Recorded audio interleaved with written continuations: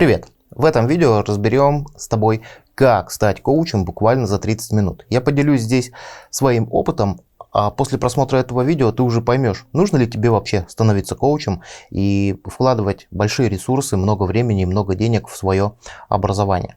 Естественно, для того, чтобы стать коучем, коуч – это профессия, да, и нужно где-то обучиться. Я об этом скажу несколько позже. Но прежде чем ты еще начнешь искать школы, где ты можешь обучиться коучингу, тебе нужно задаться вопросом, а для чего мне это вообще нужно? Потому что это определенный путь, это определенные вложения, как финансовые, так и временные.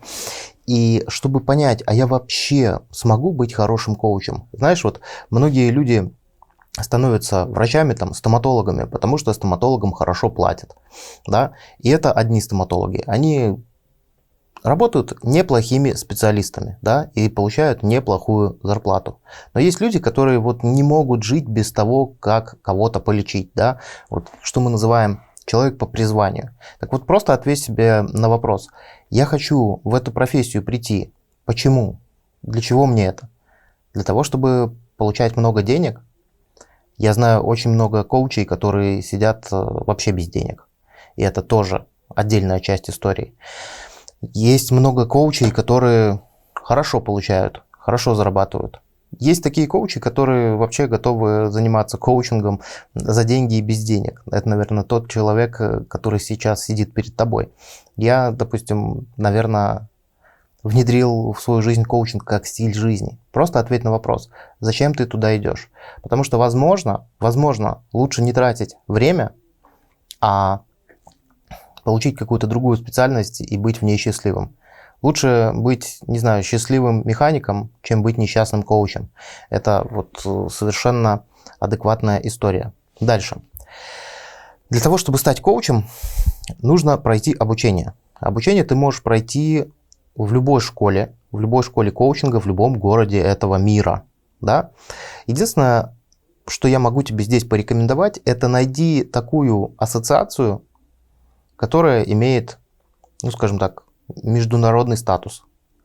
Это ассоциации ICU, ICF, ICC, их очень много. Я не буду здесь заниматься рекламой, ты сам обязательно найдешь. Просто поизучай, когда была создана эта ассоциация, какие там тренеры, кто члены ассоциации и так далее, и так далее, и так далее. Это очень важно, потому что сейчас есть очень много школ, которые, ну, скажем так, я бы не назвал, что они обучают коучингу. Поэтому нужно пройти свое первое обучение коучингу в какой-нибудь серьезной ассоциации. Это прям очень-очень важно. Но прежде чем ты пойдешь проходить обучение, тебе нужно вообще понять, а вообще это мое или не мое. И здесь у меня для тебя есть хороший способ, хорошее решение. Как себя вообще проверить? Тебе нужно просто изучить какую-нибудь одну модель коучинга, например, модель Grow. Вот я рекомендую изучить досконально модель Grow, поучиться, как вести по этой модели клиента, найти какого-нибудь человека, какого-нибудь своего знакомого и провести ему коучинг по этой модели. Для того, чтобы изучить модель Grow, допустим, нужно потратить 20 минут времени. Для того, чтобы найти человека, которому ты можешь провести коучинг бесплатно, другу, в качестве тренировки, нужно потратить еще 5-7 минут времени для того, чтобы выбрать из списка, позвонить, предложить и договориться о встрече. Все, ты уже коуч. Вот по большому счету. Потому что, да, обучение важно, сертификат важен, но это все не важно, если ты не видишь себя в этой профессии.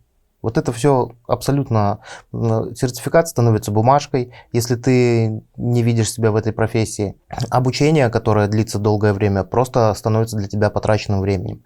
Поэтому просто возьми одну модель. Вот у меня на канале уже есть видео про модель Grow. Возьми, потрать время, изучи эту модель и потом просто проведи коучинг.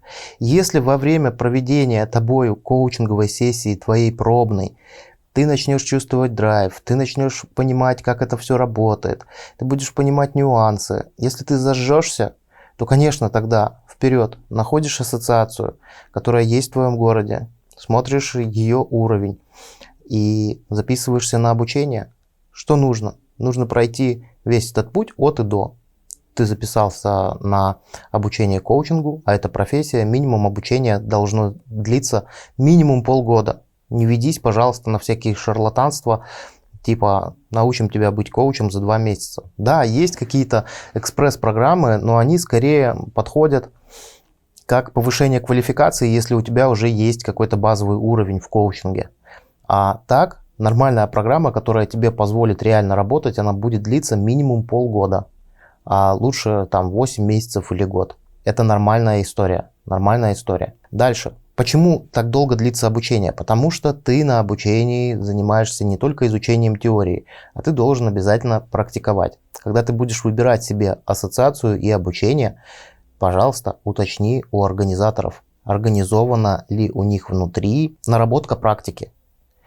Обычно в хорошей ассоциации программа обучения коучингу построена таким образом, что ты в процессе обучения должен провести минимум 100 коуч-сессий.